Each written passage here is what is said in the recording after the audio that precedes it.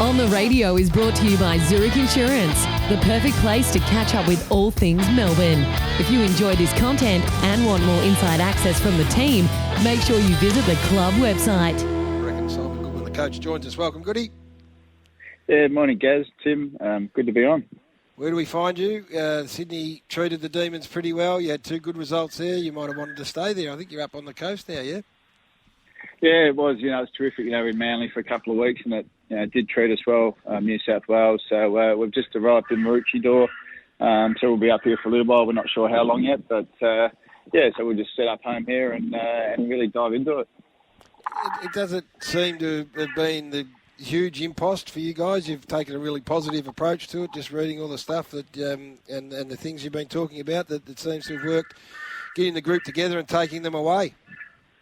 Yeah, look, we've really worked, guys, on what we can do, not what we can't do, and I guess what we can do when we're away is really build that connection. And I think the club are terrific in the really early stages. We got some late notice about shifting away from Melbourne on the Saturday before our Sunday game against Richmond, and it was more about, well, let's just get organised and get everyone away as best we can. And we've got 7 players that have got obviously wives and kids that all came on board and jumped on board, and it's just been terrific, to have the kids around the group and the partners has been brilliant. And I was just sitting there yesterday and speaking with Alan Richardson about, like a Remy Jones, Nathan Jones lad that's away with the team and could be away for 10 or 12 weeks. And it's an experience that he's a young lad who'll remember for the rest of his life. And, it's something that we want to really grab hold of and actually is a strong part of our next 10 or 12 weeks.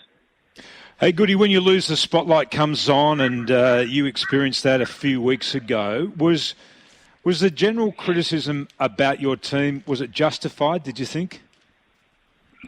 I think when you build up a history of where we finished last year in 17th and then you're 1 and 3 heading into the new season, the noise was going to be there, and it was probably noise that was warranted. We certainly weren't near the level of where we need to be, but there were things in our game that were going in a way that was going to hold us in good shape, to come out of this. So the real clear thing was the club was clear about the work that we'd done.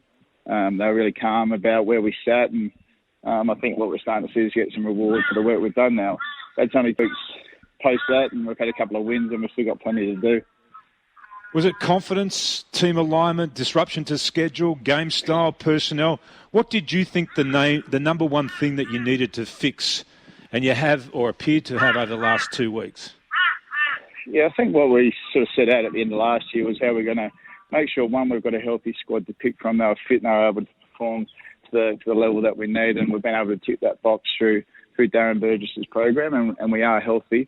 The second thing we looked at was how do we bring our strengths to life and how do we build some stability in the way we defend. And we had to start somewhere. When you finish 17th after winning 5 games, that's where we started. And no question those areas were strong. Our method around the ball is getting better and better. And the way we were defending was strong, but our ability to connect forward to centre was something that we needed to get right. And the last couple of weeks it's functioned well. Appreciate you taking that crow out, if you wouldn't mind, since interrupting a very important interview. He's having a good yarn, isn't he? He's right into it. Leadership's really important in this time, and I think every Melbourne person loves what Max has been able to do, not just because he's captain, he's been doing it for a long time now, but he also seems to, in this time, while you're under a lot of pressure, I heard him do a few interviews right in the midst of all the heat that you're getting, and thought his response was really good. He didn't try and, hit back. He accepted the responsibility and said that he needed to remain calm, and then to play in the manner that he did, I think, is testament to how important he is. Yeah, look, he's developing into a great leader, and I think that's the one thing over the last few weeks that our leaders have been really strong at. Himself, Jack Viney and Jake Lever and Jake Milksham have really stepped up for us. But Max has been exceptional in his role. I think between the two of them, Max and Jack, their games in the last few weeks have been extraordinary in terms of how they led the footy club. And they have remained calm. They've been clear on what we've been trying to achieve, and they've gone about leading it in the right way. What about Wiedemann? He's the one that keeps bobbing up on our text machine and the questions we get asked often and most about. So where has he been, and why did it take so long for him to get in?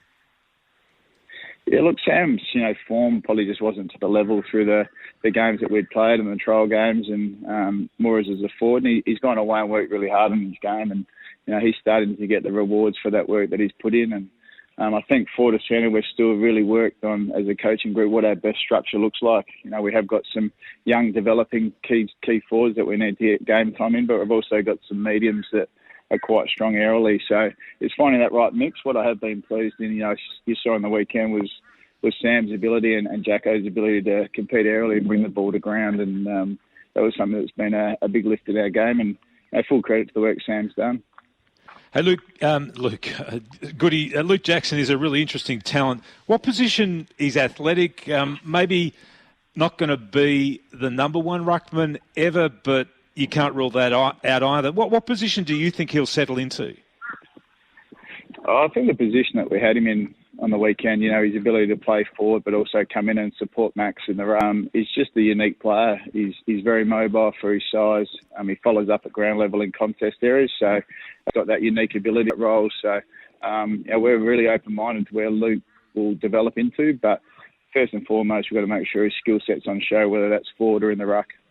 What sort of a kid is he? Because it looked like from the first game to the game at the weekend, his confidence has grown extraordinarily. Is he a footy null? Does he run with?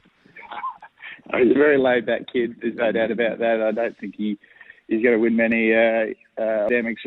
He's certainly a lad that loves the game. He's really quiet in game. So, you think they made an adjustment? You need to be good at all move the ball. You want to be if you can't execute and you can't play multiple ways. With the ball in hand. So, that's something that we've worked on. I think the players are getting a better feel for what time of the game they need to do that, and what time of the game they need to be a bit braver. But the execution phase of it and being more composed with the ball, especially forward to centre, and just seeing the option that's available to them is getting better, and it's something that we've worked on probably for the last 12 months. I've got a text here that's come through. Lads, can you settle a bet? Me and my mate had, I went with Gawn as best on, he went with Petrarca. Can you ask Goody who he went with? I went with Petrarca, only because it was as dominant performances I've seen, for a long, long time from a player in that position. To have 14 score involvements, hit the scoreboard, but there's no doubt he was on the receiving end. Yep, I did. Last year, the back end of his last year was he actually played some exceptional footy in the back half of last year. But what he has become is he's become one of the elite trainers that I've seen in the game. He prepares incredibly well and he trains to an incredibly high standard. And his pre-season was extraordinary, especially in and around the footy.